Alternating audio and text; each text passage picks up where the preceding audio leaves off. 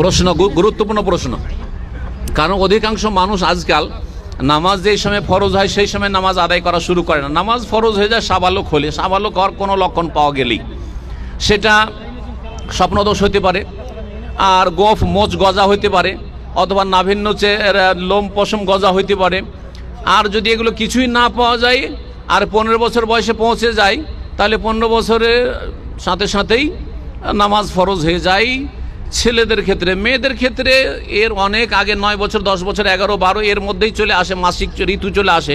সুতরাং মেয়েদের উপর 11, 12 বছর বয়সে বা 9 বছর বয়সে অনেক মেয়েদের মাসিক চলে আসে, তখন থেকেই নামাজ ফরজ হয়ে যায়। নামাজ ফরজ হয়েছিল আপনারাও 15 বছর বয়সে, আর 24 বছর বয়সে নামাজ শুরু করেছেন। এখন এই যে নামাজ 9-10 বছর নামাজ ছুটে গেছে, আমি কি করব, কিভাবে কাজা করব, এই হচ্ছে প্রশ্ন। দেশি ফতোয়া হচ্ছে কাজাই উমরি কাজা। দেশি ফতোয়া হচ্ছে উমরি কাজা, অর্থাৎ প্রত্যেক ফরজ নামাজের সাথে একটা করে নামাজ প্লাস করেন। জোহরের সাথে ডবল জোহর, আসর ডবল আসর, মাগরিব ডবল মাগরিব, এশা ডবল এশা, ফজর ডবল এশা। এই করতে করতে 9 বছর 10 বছর নামাজ ছুটেছে।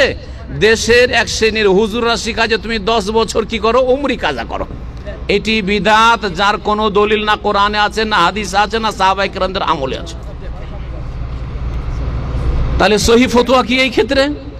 সহি ফতোয়া হচ্ছে যে যেই নামাজগুলি অতীতে ছুটে গেছে, কাবিরা গুনাহ করেছেন, বরং ইসলামের বাইরে থেকেছেন, সঠিক মতে আপনি কুফরি কাজ করেছেন, সুতরাং চরম অন্যায় কাজ করেছেন, শিরকের সমতুল্য অন্যায় করেছেন। সুতরাং আপনি খালেস অন্তর থেকে তওবা করেন। তওবা করার জন্য গুনাহ বন্ধ করতে হবে, জীবনে আর আগামীতে নামাজ না ছুটে এক ওয়াক্ত গুনাহ বন্ধ করতে হবে, অনুতপ্ত হইতে হবে, লজ্জিত হইতে হবে যে বড় অন্যায় কাজ করেছি, আমি লজ্জিত আল্লাহর কাছে, কি জবাব দেব। 3 নম্বর শর্ত হচ্ছে আগামীর জন্য দৃঢ় প্রতিজ্ঞ হইতে হবে, জীবনে আর নামাজ ছুটবে না। বন্ধ করে দেওয়ার সাথে দৃঢ় প্রতিজ্ঞ হওয়া যে জীবনে আর নামাজ ছুটবে না। তওবা করে নিলেন যে আল্লাহর জীবনে নামাজ আমার ছুটবে না।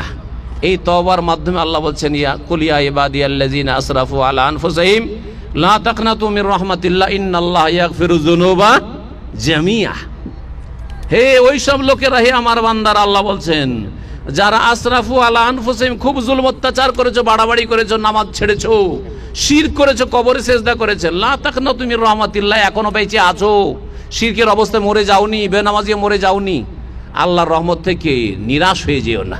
ইন্নাল্লাহা ইয়াগফিরুয যুনুবা জামিআ, আল্লাহ সব গুনাহ মাফ করতে পারেন, যদি সমস্ত গুনাহ মাফ করবেন। আল্লাহ যদি আবু সুফিয়ান রাদিয়াল্লাহু আনহু ওহদের যুদ্ধে কাফেরদের নেতৃত্ব দিয়েছেন, খালিদ বিন ওয়ালিদ কাফেরদের প্রধান সেনাপতি ছিলেন, হিন্দ নবী সাল্লাল্লাহু আলাইহি ওয়াসাল্লামের চাচার কলিজা বের করেছে, মালা বানিয়েছে, চিবিয়েছে, তাকে যদি কালেমা নসিব করেন আর মাফ করতে পারেন, যেহেতু সে ইসলাম কবুল করেছে, তাহলে আপনার মতো বেনামাজিকে কেন মাফ করবেন আল্লাহ রাব্বুল আলামিন? কবর মাজারে সিজদা করেছেন, কেন আল্লাহ মাফ করবেন? আপনি তো জন্মসূত্রে মুসলিম ছিলেন, কিন্তু ভ্রান্ত পথে ছিলেন, শিরক কুফরি পথে ছিলেন। ইন্নাল্লাহা ইয়াগফিরুয যুনুবা জামিআ, এই হচ্ছে আল্লাহর ঘোষণা।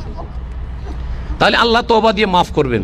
এখন যে অনেক ঘাটতি হয়ে গেল, আমি তো 10 বছর লস খেলাম, এই ঘাটতি পূরণ কি করে করব? নবী করিম সাল্লাল্লাহু আলাইহি ওয়াসাল্লাম এরও সমাধান বলেছেন। কিয়ামতের দিনে প্রথম হিসাব হবে মুসলিমদের কি সম্পর্কে? নামাজের হিসাব হবে। তারপরে যখন নামাজ কমে যাবে, 10 বছরের নামাজ কম, তখন আল্লাহ বলবেন যে এই বান্দাদের দেখো হালমিন তাতাও, কোনো নফল নামাজ আছে কিনা, সুন্নতের রাতেও 12 রাকাত 10 রাকাত পড়েছে কিনা, তাহাজ্জুদের নামাজ পড়েছে কিনা, সালাতুদ দুহা ইশরাকের নামাজ পড়েছে কি পড়েনি, আর বাকি নফল টফল আছে কিনা, তারাবির নামাজ আছে কিনা, সেগুলো দিয়ে কি করা হবে? ঘাটতি পূরণ করা হবে। শুধু ঘাটতি পূরণের জন্য এখন থেকে তাহাজ্জুদ ধরে নেন, সালাতুদ দুহা পড়েন, ইশরাকের নামাজ পড়েন। জি হ্যাঁ, এই নামাজগুলি দিয়ে সুন্নতের রাতে বাগুলি কখনো ছাড়িয়ে না, নিয়মিত 10 বা 12 রাকাত নামাজ পড়তেই থাকেন সারা জীবন। এগুলো দিয়ে দেখবেন 10 বছরের মধ্যে অনেক নামাজ হয়ে গেছে। 17 রাকাত দিনে ছুটেছে, তাই না? তো 12 রাকাত তো সুন্নত হয়ে গেল। তাহাজ্জুদ যদি পড়েন তাহলে ওইদিকে হয়ে গেল আপনার বেতর সহ আপনার 11 রাকাত হয়ে গেল, হলো না? হলো না? যদি আপনি ইশরাকের নামাজ 2 রাকাত পড়েন, তাও 2 রাকাত বাড়লো। 4 পড়তে পারেন, 6 পড়তে পারেন, 8, 10, 12 পর্যন্ত পড়তে পারেন, সালাতুদ দুহা পড়লেন, তাহলে কত নামাজ বেড়ে গেল। এই নামাজগুলি দিয়ে আপনার ফরজ নামাজের ঘাটতি ইনশাআল্লাহ পূরণ করা হবে।